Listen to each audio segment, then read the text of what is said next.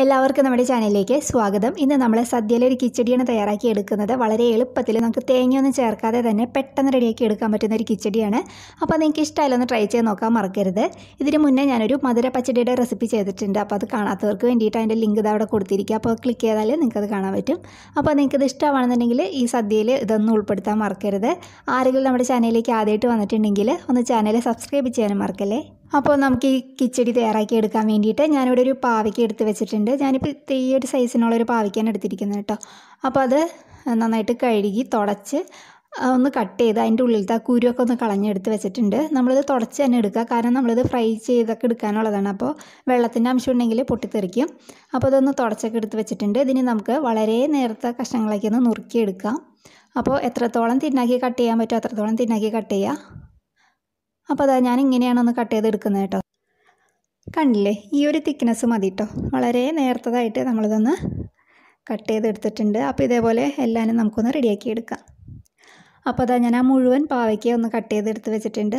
ഇനി നമുക്കിതിലേക്ക് ഒരു 4 നല്ല എരിവുള്ള പച്ചമുളക് ചെറുതായിട്ടൊന്ന് ചോപ്പ് ചെയ്തത് ചേർത്ത് കൊടുക്കാം. പച്ചമുളകിൻ്റെ കളവ് നിങ്ങളുടെ എരിവിനനുസരിച്ചിട്ട് മാറ്റി കൊടുക്കാം. അപ്പോൾ പച്ചമുളക് എടുക്കുമ്പോഴായാലും ഒന്ന് തുടച്ചിട്ടൊക്കെ എടുക്കുക, വെള്ളത്തിൻ്റെ അംശമൊന്നും ഇല്ലാതെ. അപ്പോൾ അതൊന്ന് കട്ട് ചെയ്ത് ചേർത്തിട്ടുണ്ട്. ഇതിലേക്ക് നമുക്ക് ആവശ്യത്തിന് ഉപ്പ് ചേർക്കാം. എന്നതിന് ശേഷം നമുക്ക് കൈ വെച്ചിട്ട് ജസ്റ്റ് ഒന്ന് കോട്ട് ചെയ്തെടുക്കാം. എല്ലാ ഭാഗത്തേക്കും ആ ഉപ്പൊക്കെ ഒന്ന് പിടിക്കുന്ന രീതിയിലൊന്ന് കോട്ട് ചെയ്തെടുക്കുക.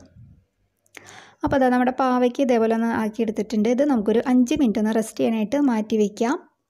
അപ്പോൾ ഈ സമയം കൊണ്ട് നമുക്ക് ഇതിലേക്ക് വേണ്ട തൈരൊന്ന് റെഡിയാക്കി വയ്ക്കാം. അപ്പോൾ അതിനായിട്ട് ഞാനിവിടെ ഒരു കപ്പ് നല്ല കട്ട തൈരാണ് എടുത്തിട്ടുണ്ടായിരുന്നത്. അത് മിക്സിയിൽ ജസ്റ്റ് ഒന്ന് വിപ്പ് ചെയ്തെടുത്തതാണ്. ഒട്ടും തന്നെ വെള്ളം ചേർത്തിട്ടില്ല. വെള്ളം ചേർക്കാതെ വേണം നമ്മളിതൊന്ന് വിപ്പ് ചെയ്തെടുക്കാൻ. അപ്പോൾ നല്ല കട്ട തൈര് തന്നെ എടുക്കുക, എന്നിട്ട് മിക്സിയിൽ ജസ്റ്റ് ഒന്ന് വിപ്പ് ചെയ്തെടുക്കുക. അപ്പോൾ അങ്ങനെ എടുത്ത് വെച്ചിരിക്കുന്നതാണ്. ഇത് നമുക്ക് മാറ്റി വയ്ക്കാം. നിങ്ങൾക്ക് വേണമെന്നുണ്ടെങ്കിൽ ഈ സമയത്ത് ഇതിനകത്തേക്ക് ഉപ്പ് ചേർക്കാം. ഞാനിപ്പോൾ ഇതിനകത്തേക്ക് ഉപ്പ് ചേർക്കുന്നില്ല. അപ്പോൾ നമ്മൾ നേരത്തെ ഉപ്പൊക്കെ പുരട്ടി വെച്ചിരിക്കുന്ന നമ്മുടെ പാവയ്ക്ക ഇപ്പോൾ ഒരു 5 മിനിറ്റൊക്കെ കഴിഞ്ഞിട്ടുണ്ട്. നമുക്കിതൊന്ന് ഫ്രൈ ചെയ്തെടുക്കാം. അതിന് വേണ്ടി സ്റ്റൗ ഓണാക്കി ഞാനൊരു ചട്ടി വെച്ച് കൊടുത്തിട്ടുണ്ട്.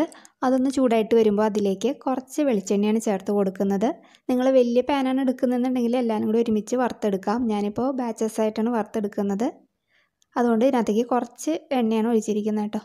അപ്പോൾ എണ്ണ ഒന്ന് ചൂടായിട്ട് വരുമ്പോൾ നമുക്ക് ഫ്ലെയിം മീഡിയത്തിലേക്ക് വെച്ച് കൊടുക്കാം. എന്നതിന് ശേഷം നമ്മൾ എടുത്ത് വെച്ചിരിക്കുന്ന പാവയ്ക്കൊന്ന് കുറച്ചിട്ടിട്ട് നമുക്കൊന്ന് ഫ്രൈ ചെയ്തെടുക്കാം. അപ്പോൾ നല്ല ക്രിസ്പായിട്ട് വരുന്നവരെ ഒന്ന് ഫ്രൈ ചെയ്തെടുക്കുക. വല്ലാതെ കളർ മാറാൻ നിൽക്കണ്ട. നമുക്ക് അറിയാൻ പറ്റില്ല, നല്ല ക്രിസ്പി സൗണ്ട് വരുന്നവരെ ഒന്ന് ഫ്രൈ ചെയ്തെടുക്കാം. അപ്പോൾ ആദ്യത്തെ ബാച്ച് ഇവിടെ റെഡി ആയിട്ടുണ്ട്. അപ്പോൾ ഇത് എണ്ണയിൽ നിന്ന് കോരി മാറ്റാം. ഇതേപോലെ ബാക്കിയുള്ളത് റെഡിയാക്കി എടുക്കാം. അപ്പോൾ അതാ എല്ലാ പാവയ്ക്കയും ഞാനിവിടെ വറുത്ത് മാറ്റി വെച്ചിട്ടുണ്ട്. ഇതിന് നമുക്ക് ഒന്ന് മിക്സ് ചെയ്തെടുക്കാം. അപ്പോൾ നമ്മൾ നേരത്തെ മാറ്റി വെച്ചിരിക്കുന്ന ആ തൈരിലേക്ക് നമ്മൾ വറുത്ത് വെച്ചിരിക്കുന്ന ഈ പാവയ്ക്കയെ ചേർത്തിട്ട് നന്നായിട്ടൊന്ന് മിക്സ് ചെയ്തെടുക്കുക. അപ്പോൾ ഇതിൻ്റെ ഉപ്പൊന്ന് ചെക്ക് ചെയ്ത് നോക്കുക. നമ്മൾ നേരത്തെ ഉപ്പ് ചേർത്തില്ല. അപ്പോൾ ഇതിലിപ്പോൾ കുറച്ച് ഉപ്പ് കുറവുണ്ട്. അപ്പോൾ ഞാൻ കുറച്ചും കൂടി ചേർത്ത് കൊടുത്തിട്ട് നന്നായിട്ടൊന്ന് മിക്സ് ചെയ്ത് കൊടുക്കുന്നുണ്ട്. ഇതിന് നമുക്കൊന്ന് മാറ്റി വയ്ക്കാം. ഇനി നമുക്ക് സ്റ്റൗ ഓണാക്കി ഒരു ചട്ടി വെച്ച് കൊടുക്കാം. അതൊന്ന് ചൂടായിട്ട് വരുമ്പോൾ കുറച്ച് വെളിച്ചെണ്ണ ഒഴിച്ച് കൊടുക്കുന്നുണ്ട്. വെളിച്ചെണ്ണ ഒന്ന് ചൂടായിട്ട് വരുമ്പോൾ കുറച്ച് കടുക് ഇട്ട് കൊടുക്കാം. അതിലേക്ക് ഒരു 2 വറ്റൽമുളകും കുറച്ച് കറിവേപ്പിലയും കൂടി ചേർത്ത് കൊടുക്കാം. അത് നന്നായിട്ടൊന്ന് മൂത്ത് വരുമ്പോൾ നമുക്ക് ഫ്ലെയിം ഓഫ് ചെയ്തിട്ട് നമ്മൾ റെഡിയാക്കി വെച്ചിരിക്കുന്ന കിച്ചടിയിലേക്ക് ഒന്ന് താളിച്ചൊഴിക്കാം. എന്നിട്ട് നന്നായിട്ടൊന്ന് മിക്സ് ചെയ്ത് കൊടുക്കാം. അപ്പോൾ ഇത്രയുള്ളൂ നമുക്ക് പെട്ടെന്ന് റെഡിയാക്കി എടുക്കാൻ പറ്റുന്ന നമ്മുടെ സദ്യയിലെ കിച്ചടി.